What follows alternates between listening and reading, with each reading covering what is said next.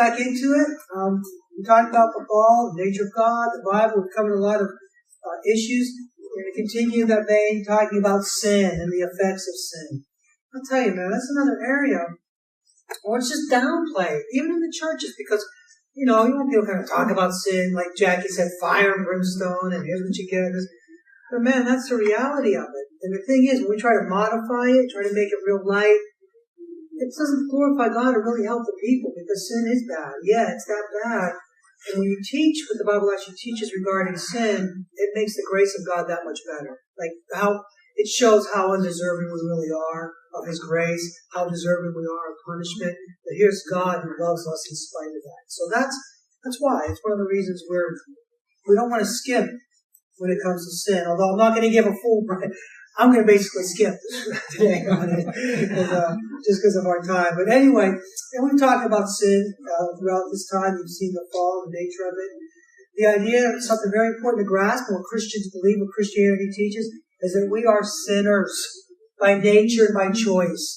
We're not good people that just make mistakes. We're not okay, that just, bad judgment, error.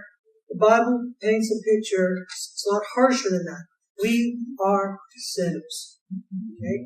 Sinners by nature and by choice.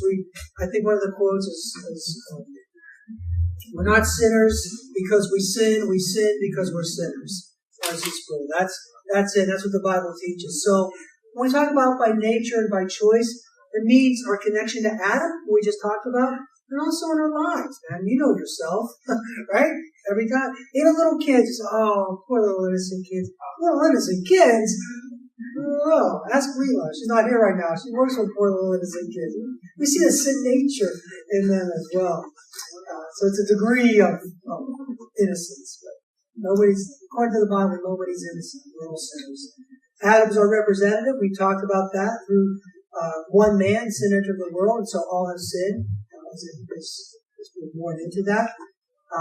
David in Psalm 51, this is in your outline, said that he was conceived in his mother's womb. He was sinful from his mother's womb, conceived in sin. It is impossible for us to be without sin. Job 14:4, 25:4. If anybody thinks they're okay or good, impossible. And even the littlest sin means you deserve hell, not just a great. Another thing we love to do is say, at least I never did that. I'm not as bad. You're bad enough. You're bad enough.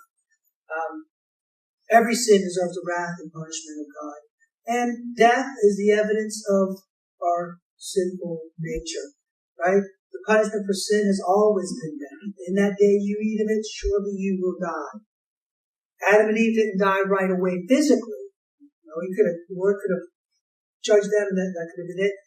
They lived in the flesh a while longer, but at that moment, spiritually, they were dead, separated from God. So the Bible even describes us as being dead in our trespasses and sins. So we're spiritually dead. We're not alive to the things of God.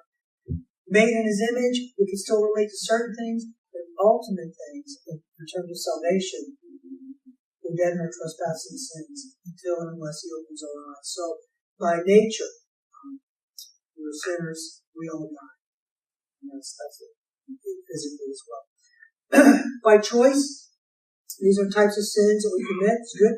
Sins of commission. In other words, we break God's law. We do it all the time. Doing things that God's law forbids. Don't do this. Here's why you don't do that. This is why we have laws. When you go over the speed limit, when you're blatant about that, when you go through the stop sign, that's a sin of commission. Because you don't know the stop sign is there. You go through it, and you didn't see it.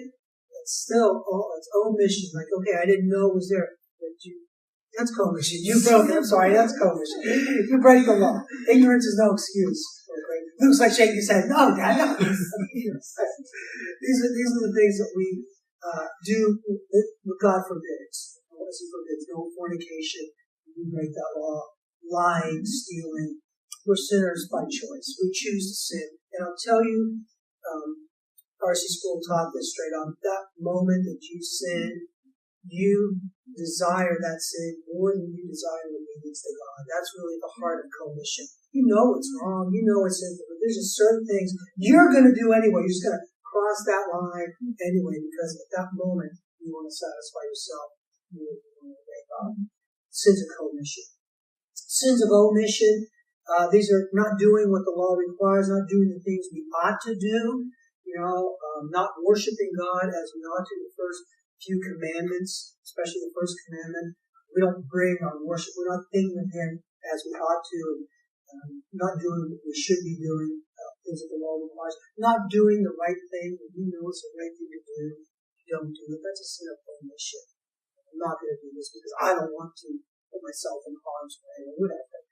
And you allow things to take place. Well, I'm not going to get in trouble because it's not right. If I say something regarding what I saw, I might get in trouble. That's omission. It's omission.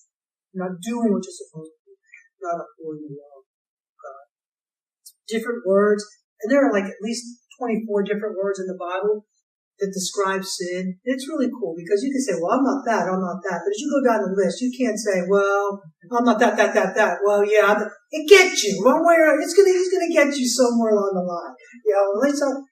And that's one of the reasons you have these different words that describe sin, but it encompasses all of us. So in the Old Testament, ra is one word, ra. That means bad or broken. That's just kind of a basic definition for sin. We're bad. The bone. We're broken. Our relationship with God is broken because of sin. We do good things, but even the good things we do, the Bible says we do them with motives that aren't glorifying to God. So there's this harmatia. That's missing the mark or wandering from the path. It's kind of you're not hitting the target. Kind of going over that line. Harmatia. Ava, that's crookedness, perversity, depravity. It means to bend, to twist, or distort. You ever bend the law, or twist it, or distort it, to make yourself seem right? You're busted. Ava got you there. Pesha, that's rebellion, just resistance to authority. You might be, first of all, at least I'm not like that, but some of you are. So you're just rebels. Outwardly, maybe inwardly, you're prideful and stubborn. Pesha covers that. It gets you there. Paravano, that's trespassing, transgressing, overstepping. Here's the line. I'm going to walk over that line. I'm going to trespass. I'm going to do that. This is how far God's law says I can go, but I'm going to go over that line. I'm going to offend. Ta'ah, that means to go astray, to err, to swerve from the path of God. Kakos is evil. Sometimes we say that's just evil what that person did.